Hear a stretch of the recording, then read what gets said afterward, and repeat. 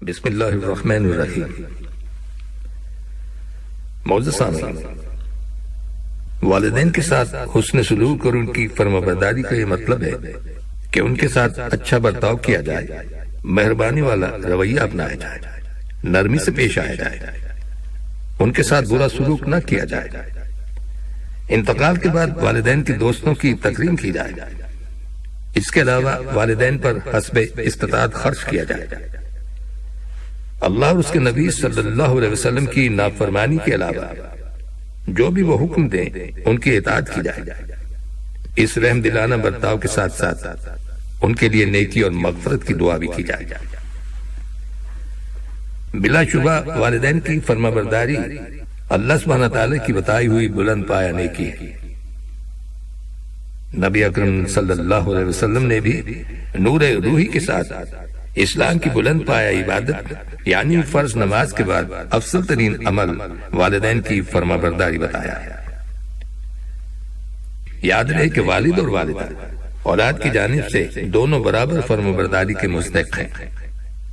ہاں، بعض علماء نے خدمت میں ماں کا حق زیادہ بتلایا ہے اس حدیث کی وجہ سے جس میں نبی اکرم صلی اللہ علیہ وسلم سے یہ سوال کیا گیا کہ حسن سلوک کا زیادہ مستحق کون ہے، تو آپ نے 3 بار پہلے ماں کا تذکرہ فرمایا اور پھر چوتھی بار والد کا۔ حق یہی ہے کہ اللہ سبحانہ تعالیٰ نے ہر حال میں والدین کے ساتھ فرمانبرداری کا حکم تو دیا ہی ہے، لیکن جب والدین بڑھاپے کی دہلیز پر پہنچ جائیں تو یہ حکم قطعی طور پر واجب ہو جاتا ہے۔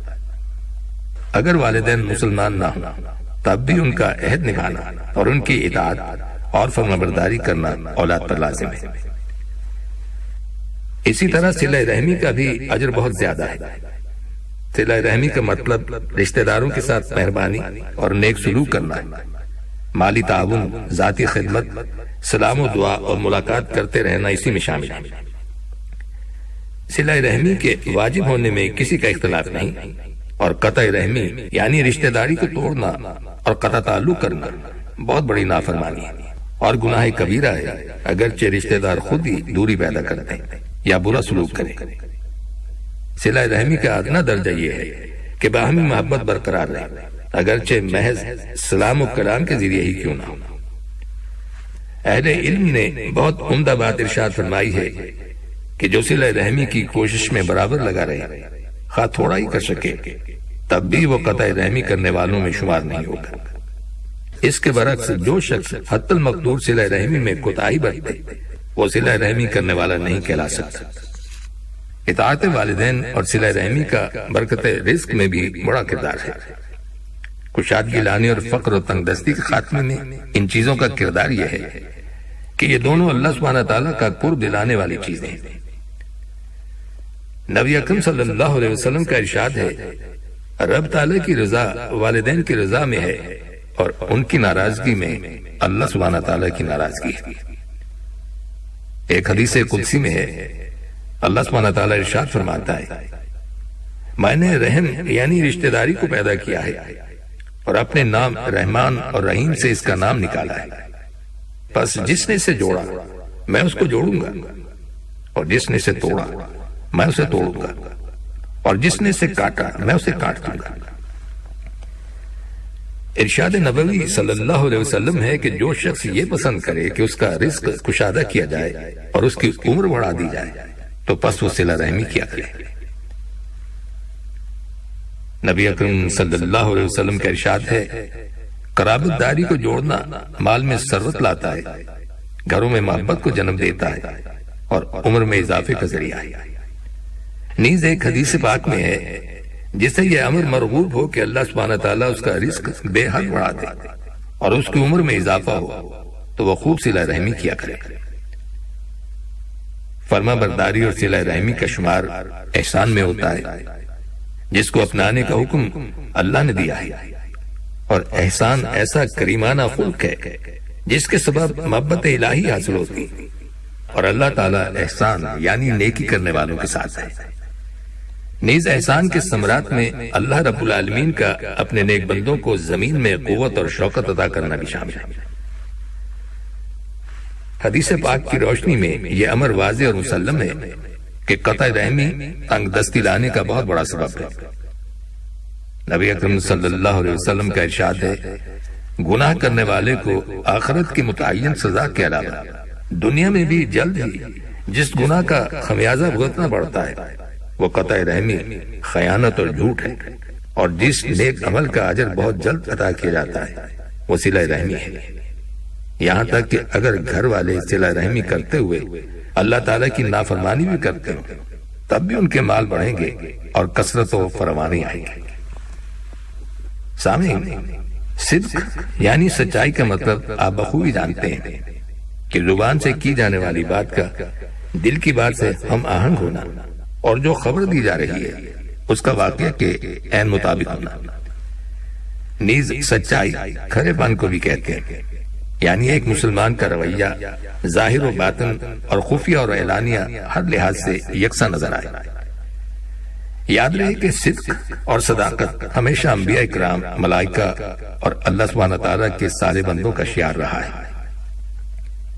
سچائی اتنی پیاری خوبی ہے کہ خود رب العالمین بھی اسے پسند فرماتے ہیں، اور یہی وجہ ہے کہ قرآن حکیم میں صادقین کی مدح سرائی کے لیے اللہ سبحانہ تعالیٰ نے متعدد مقامات پر اس کا تذکرہ فرمایا۔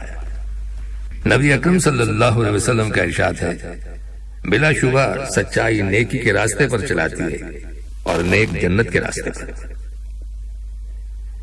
ایک اور چیز ایفائے عہد ہے۔ ایفائے عہد یعنی وعدے کے مطابق بات کو ٹوٹنے سے بچانا اور بائنے ہی پورا کر دینے کا نام ہے، اور یہ انسان کی بلند پایہ خوبیوں میں سے ایک ہے۔ یہ بات یاد رہے کہ جو شخص وفائے عہد نہیں کر سکتا وہ دائرہ انسانیت میں شامل ہونے کا حق نہیں رکھتا، کیونکہ لوگ باہمی معاملات میں ایک دوسرے کے تعاون کے محتاج ہوتے ہیں، تو اس تعاون باہمی کو عہد کی پاسداری کے ساتھ بہت تقویت حاصل ہوتی ہے، اور اسی وجہ سے اللہ سبحانہ تعالیٰ نے اس کی عظمت کا ذکر کرتے ہوئے یہ بھی بتایا کہ اس کار خیر کو نبھانے والے لوگ تھوڑے ہوتے ہیں۔ اس کے ساتھ ساتھ اللہ تعالیٰ نے وعدہ وفا کرنے کا تاکیدی حکم بھی ہمیں دیا ہے۔ ارشاد باری تعالیٰ ہے، یا ایھا الذین آمنوا اوفوا بالعقود، اے ایمان والو اپنے عہد و پیمان پورے کیا کرو۔ قرآن حکیم میں ارشاد باری تعالیٰ ہے کہ وعدہ وفا کرنا ان اہل تقوی کی علامت ہے جنہیں خود رب العالمین محبت کی نگاہ سے دیکھتا ہے۔ جو شخص اپنا اقرار پورا کرے اور پرہیزگار رہے تو بلا شبہ اللہ سبحانہ تعالیٰ ایسے پرہیزگار لوگوں سے محبت کرتا ہے۔ ایفائے عہد کی خوبی سے متصف لوگوں کو نبی اکرم صلی اللہ علیہ وسلم نے یوں سراہا ہے، سب سے بہترین لوگ اچھے طریقے سے ادا کرنے والے ہیں، یعنی وہ تمام حقوق جو ان پر عائد ہیں ان کو اچھی طرح ادا کرنے والے لوگ سب سے بہترین بتائے گئے ہیں۔ صحیح بخاری کی ایک معروف حدیث میں جھوٹ اور عہد شکنی کو علامات نفاق میں سے بتلایا گیا ہے۔ نبی اکرم صلی اللہ علیہ وسلم کا ارشاد ہے، منافق کی 3 نشانیاں ہیں۔ نمبر 1، بات کرے تو جھوٹ بولے، نمبر 2، وعدہ خلافی کرے، اور نمبر 3، امانت میں خیانت کا ارتکاب کرے۔ سامعین، سچائی اور ایفائے عہد کا رزق میں برکت سے بہت گہرا تعلق ہے۔ اس کی وجہ یہ ہے کہ خرید و فروخت میں جھوٹ بولنے سے برکت جاتی رہتی ہے۔ ایسے لوگوں کے لیے نبی اکرم صلی اللہ علیہ وسلم کا ارشاد ہے، اگر خرید و فروخت کرنے والے سچائی اختیار کریں اور اس چیز میں کوئی عیب ہو تو بتا دیا کریں، تو ان کی خریداری میں برکت ڈال دی جاتی ہے، اور جب وہ عیب یا نقص چھپا لیں اور جھوٹ سے کام لیں تو ان کی خریداری میں سے برکت ختم کر دی جاتی ہے۔ اور برکت کا مطلب واضح ہے، یعنی چیز کا بڑھ جانا اور زیادہ کے لیے کافی ہو جانا۔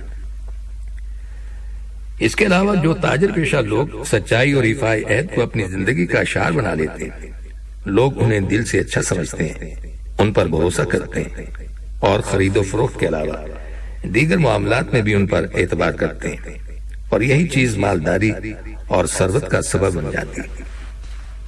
علامہ ابن قیم رحمۃ اللہ علیہ نے ایک صحابی کا قول ذکر کیا ہے کہ جو تاجر سچ بولتا ہے کبھی فقیر نہیں ہوتا، جبکہ اس کے برعکس جھوٹے داؤ پیچ لڑانا اور عیب شکنی کرنا اللہ تعالیٰ کو بھی ناپسند ہے۔ فرشتوں کو بھی اور سب لوگوں کو بھی۔ اور یہ بھی حقیقت ہے کہ جھوٹے شخص کا کوئی قول و قرار نہیں ہوتا، لوگ اس سے کنارہ کشی کرتے ہیں اور اس سے میل جول بھی کم رکھتے ہیں، اور خرید و فروخت کے علاوہ بھی کسی معاملے میں اس پر کم ہی اعتبار کرتے ہیں۔ ٹھیک اسی طرح اللہ سبحانہ تعالیٰ بھی جھوٹ اور فریب سے کام لینے والے شخص کے ساتھ اس کی کوشش کے برعکس معاملہ کرتا ہے، تبھی تو ایسے آدمی کا کوئی کام پورا ہوتا دکھائی نہیں دیتا۔ نبی اکرم صلی اللہ علیہ وسلم کا ارشاد ہے، کوئی گناہ انسان کو آخرت میں مواخذہ کا سامان کرنے کے ساتھ ساتھ دنیا میں اتنی جلدی گرفتار مصیبت نہیں کرتا جتنی جلدی قطع رحمی، خیانت اور جھوٹ کرتے۔ اور سامعین، ان کلمات کے ساتھ ہی ہمارے آج کے پروگرام کا وقت بھی اب ختم ہوتا ہے، اس دعا کے ساتھ کہ اللہ تعالی ہم سب کو صراط مستقیم پر چلنے کی توفیق عطا فرمائے، آمین۔ آئندہ ملاقات تک کے لیے محمود احمد کو اجازت دیجیے، اللہ حافظ۔ بسم اللہ الرحمن الرحیم۔